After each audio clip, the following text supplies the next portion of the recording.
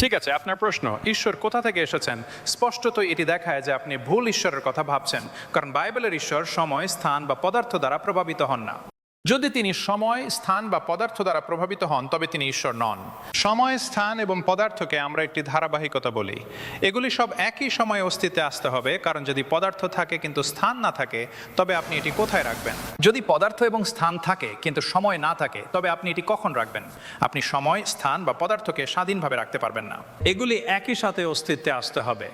Bible 10টি শব্দে এর উত্তর দেয়। শুরুতে এখানে সময়, ঈশ্বর স্বর্গ সৃষ্টি করলেন, এখানে স্থান, এবং পৃথিবী, এখানে পদার্থ। তাহলে আপনার কাছে সময়, স্থান, পদার্থ সৃষ্টি হয়েছে, একটি তৃত্বের তৃত্ব সেখানে, কারণ আপনি জানেন সময় হলো অতীত, বর্তমান, ভবিষ্যৎ। স্থানের দৈর্ঘ্য, প্রস্থ, উচ্চতা আছে। পদার্থের কঠিন, তরল, গ্যাস আছে। আপনার কাছে তৃত্বের তৃত্ব তাৎক্ষণিকভাবে সৃষ্টি হয়েছে, এবং যিনি এগুলি সৃষ্টি করেছেন তিনি এর বাইরে থাকতে হবে। যদি তিনি সময় দ্বারা সীমাবদ্ধ হন তবে তিনি ঈশ্বর নন। যিনি এই কম্পিউটারটি তৈরি করেছেন তিনি কম্পিউটারের ভিতরে নেই, তিনি সেখানে স্ক্রিনের সংখ্যাগুলি পরিবর্তন করছেন না, ঠিক আছে? যিনি এই মহাবিশ্বটি সৃষ্টি করেছেন তিনি মহাবিশ্বের বাইরে আছেন, তিনি এর উপরে, এর বাইরে, এর মধ্যে, এর মধ্য দিয়ে আছেন। তিনি এর দ্বারা প্রভাবিত হন না। সুতরাং ধারণাটি যে একটি আধ্যাত্মিক শক্তি একটি পদার্থিক দেহে কোনো প্রভাব ফেলতে পারে না, তাহলে আমি মনে করি আপনাকে আমাকে আবেগ, ভালোবাসা, ঘৃণা, ঈর্ষা, হিংসা এবং যুক্তির মতো বিষয়গুলি ব্যাখ্যা করতে হবে।